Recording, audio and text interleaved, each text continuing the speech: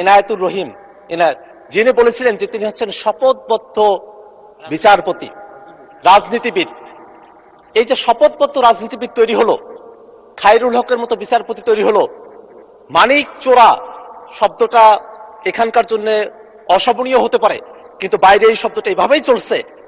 এই যে বিচারপতি হলো, এই যে মালিকের মতো লোক, খায়রুল হকের মতো লোক, শপথবদ্ধ রাজনীতিবিদের মতো লোক যারা বিচারপতি হলেন, সেই সব বিচারপতিদের সম্পর্কে তিনি বলেছেন যে আমাদের সুপ্রিম কোর্টের যারা বিচারপতি আছেন তারা কনস্টিটিউশনালি প্রোটেক্টেড, সমস্ত ক্ষমতা থাকা সত্ত্বেও তারা কিভাবে রাতের আলোতে মোমবাতি জ্বালিয়ে বিচার কার্য পরিচালনা করলেন, কিভাবে বেগম খালেদা জিয়াকে তারা অতিরিক্ত সাজা দিলেন এবং কিভাবে বাংলাদেশের বিচার ব্যবস্থাকে তারা ধ্বংস করলেন, সেই ফিরিস্তি যিনি তখন গাইছিলেন, তখন আমার মনে হচ্ছিল তিনি আর 5টা মিনিট সময় যদি পেতেন তাহলে তিনি এর গোড়ার সংকট তিনি অনুধাবন করতে পারতেন। মাননীয় স্পিকার, এর গোড়ার সংকটটা হচ্ছে মাননীয় স্পিকার বিচারপতি নিয়োগের সময়টাতে। মাননীয় স্পিকার, আপনি কোনো একটা ঘুড়িকে আপনি আকাশে উড়িয়ে দিয়েছেন, সেই ঘুড়ির লাটাই যদি আপনার হাতে থাকে, ঘুড়িকে আপনি যতই উড়ার স্বাধীনতা দেন না কেন আকাশের মধ্যে, সেই ঘুড়ি সেখানেই পাক খাবে। আপনি যখন টান দিবেন তখন আপনার কাছেই ফিরে আসবে। এই বিচারপতি নিয়োগের যে বিধানগুলো বাংলাদেশে আছে অতীতে, সেই বিধানে এই ধরনের একটা পরিস্থিতি তৈরি হয়ে আছে মাননীয় স্পিকার। কারণ এই বিচারপতি নিয়োগের ব্যাপারে সংবিধানের 95 অনুচ্ছেদের মধ্যে বলা হয়েছে বিচারপতি নিয়োগ দেবেন রাষ্ট্রপতি প্রধান বিচারপতির সঙ্গে পরামর্শক্রমে। দেখে খুবই সুন্দর মনে হয় মাননীয় স্পিকার যে বিচারপতি নিয়োগ হবে, রাষ্ট্রপতি নিয়োগ দেবেন, প্রধান বিচারপতির সঙ্গে পরামর্শ করে নিয়োগ দিবেন। এই জায়গায় আবার ঘুড়ির লাটাই বাঁধার সম্পর্কটা কোথায় থেকে আসলো? এখানেই প্রশ্ন মাননীয় স্পিকার।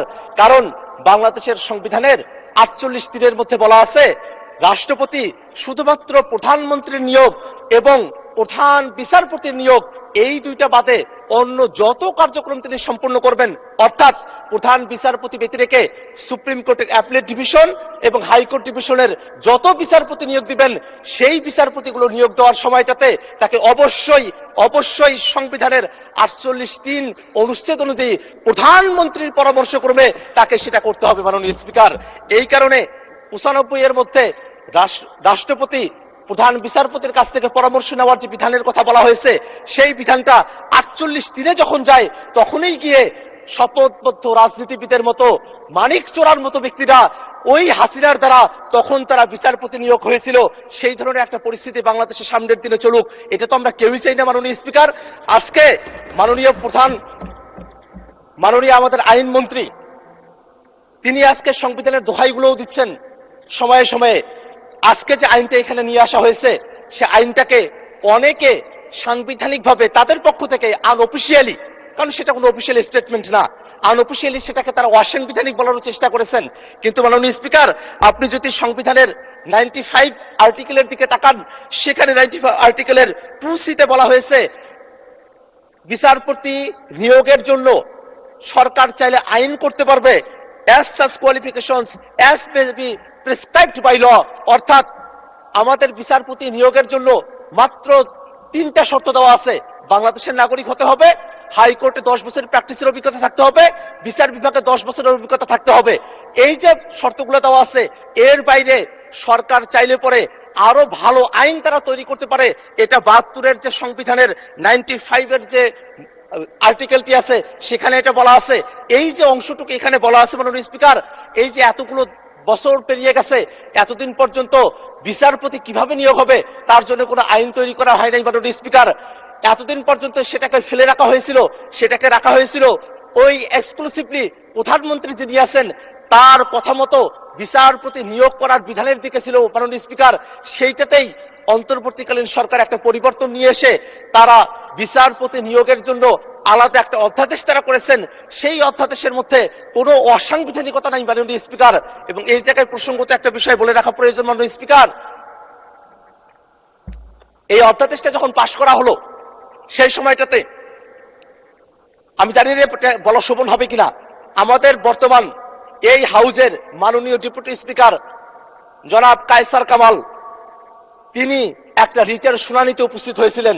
যে রিটটা আমাদের বিএনপির বন্ধুরা তখন করেছিলেন, সেই রিটটা ছিল এই যে সুপ্রিম কোর্টের বিচারক নিয়োগের যে অধ্যাদেশ, সেই অধ্যাদেশটাকে অসাংবিধানিক ঘোষণা করার জন্য, বাতিল করার জন্য একটা রিট, সেই রিটটি যখন হয়, মজার ব্যাপার হলো সে সময়টাতে আমাদের বর্তমানে যিনি আইনমন্ত্রী আছেন তিনি অ্যাটর্নি জেনারেলের পদে ছিলেন।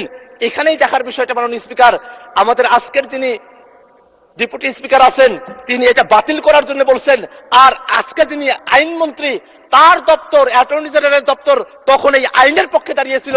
এবং সেই সময়টাতে আমাদের বিচারপতি আকরাম, তার যে বেঞ্চ, সেই বেঞ্চ কিন্তু সেই সময়টাতে সামারিলি এটাকে রিজেক্ট করেছিল, একটা রায় দিয়েছিল।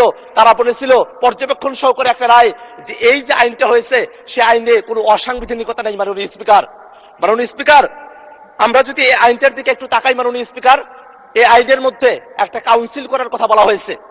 সে কাউন্সিলের চেয়ারপারসন হবেন আমাদের যিনি প্রধান বিচারপতি আছেন, তিনি নিজেই এটার প্রধান থাকবেন। এবং এই কাউন্সিলে অ্যাপিলেট ডিভিশনের একজন সিনিয়র জাজ থাকবেন, হাইকোর্ট ডিভিশনের দুইজন সিনিয়র জাস্টিস থাকবেন, আরো থাকবেন আইনের অধ্যাপক, অ্যাটর্নি জেনারেল থাকবেন, সেখানে সাবেক বিচারপতিও একজন থাকবেন। এখানে দেখার বিষয় হলো এখানে কয়েকটা জিনিস আছে যেটা অটোমেটিক্যালি হতে হবে। হাইকোর্টের এবং সুপ্রিম কোর্টে অ্যাপিলেট ডিভিশনের যারা সিনিয়র মোস্ট জাজেস আছেন তারা অটোমেটিক্যালি হবেন, কিন্তু আইনের যিনি অধ্যাপক এবং যিনি সাবেক একজন বিচারপতি, সেটা কিন্তু প্রধান বিচারপতি এটা নিয়োগ দিতে পারবেন। এই যে একটা কাউন্সিল করা হবে, সেই কাউন্সিলটা কিন্তু কোনোভাবেই সংবিধানের সাথে সাংঘর্ষিক না মাননীয় স্পিকার। কারণ এই আইনের 3 ধারার মধ্যে স্পষ্ট করে বলা আছে মাননীয় স্পিকার, যে এই যে কাউন্সিলটা গঠন করা হচ্ছে সেটা প্রধান বিচারপতিকে, রাষ্ট্রপতিকে পরামর্শ প্রদান করার জন্য যে ক্ষমতা দেওয়া হয়েছে, সেই ক্ষমতাকে সহযোগিতা করার জন্য এই কাউন্সিলটা গঠন করা হয়েছে মাননীয় স্পিকার।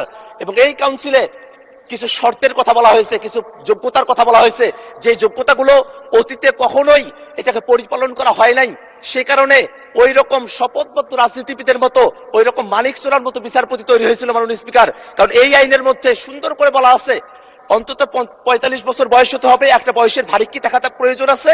আরো বলা আছে শিক্ষাগত যোগ্যতার কথা, চারিত্রিক গুণাবলীর কথা, তার প্রকাশনা আছে কিনা, এরকম অসংখ্য এখানে ক্রাইটেরিয়া দেওয়া আছে, যেটা অত্যন্ত একটা ভালো আইন। সে ভালো আইনটাকে কেন আজকে এখানে এসে বাতিল করার কথা বলা হচ্ছে মাননীয় স্পিকার, সেটা আমাদের বুঝে আসে না মাননীয় স্পিকার।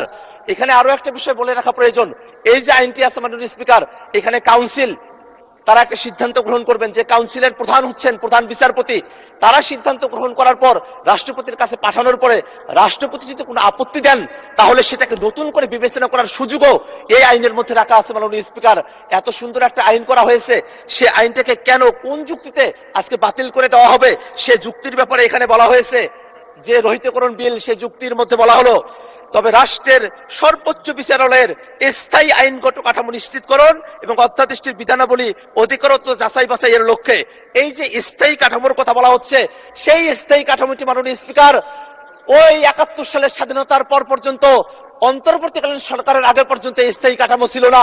স্থায়ী কাঠামোর জন্য যে আইনটা করা হলো, সেই যুক্তি দেখিয়ে আবার সেই আইনটাকে কেন রহিতকরণের কথা বলা হচ্ছে, সেটা আমাদের যুক্তিতে আসে না মাননীয় স্পিকার। আমরা আমাদের যারা সরকার দলীয় বন্ধুরা আছেন তাদের কাছ থেকে আমরা জুলাই সনদের কথা শুনি, তারা জুলাই সনদ নাকি অক্ষরে অক্ষরে তারা বাস্তবায়ন করবেন। সেই জুলাই সনদের 2টা পার্ট আছে মাননীয় স্পিকার। এক পার্টে অর্থাৎ বাঁ দিকে আছে জুলাই সনদের মূল ভাষ্য, আর ডান দিকে আছে নোট অফ ডিসেন্ট। তারা যখন জুলাই সনদের কথা বলেন, তারা তখন নোট অফ ডিসেন্টের কথা বলেন, যেটা তারা অক্ষরে অক্ষরে পালন করতে চান। মাননীয় স্পিকার, এই জুলাই সনদের 31 নম্বর ধারার মধ্যে বলা আছে, এই সুপ্রিম কোর্টের বিচারকদের নিয়োগ করার জন্য আলাদা একটা কমিশন করার কথা বলা হয়েছে, একটা কাউন্সিল করার কথা বলা হয়েছে। সেই জায়গাটাতে একটা মাত্র নোট অফ ডিসেন্ট আছে বিএনপির পক্ষ থেকে। সেই নোট অফ ডিসেন্টে তারা কিন্তু এই মূল প্রস্তাবের বিরোধিতা করে নাই, তারা শুধু এতটুকু বলছে যে এটা সংবিধানে অন্তর্ভুক্ত না করে এটাকে আইনের মাধ্যমে করেন। মাননীয় স্পিকার, এইটা তো সংবিধানে অন্তর্ভুক্ত না, এটা তো আইনের মধ্যেও আছে, তাহলে নোট অফ ডিসেন্টে জুলাই সনদ কেন মানে না? এটা ধন্যবাদ মাননীয় সদস্য।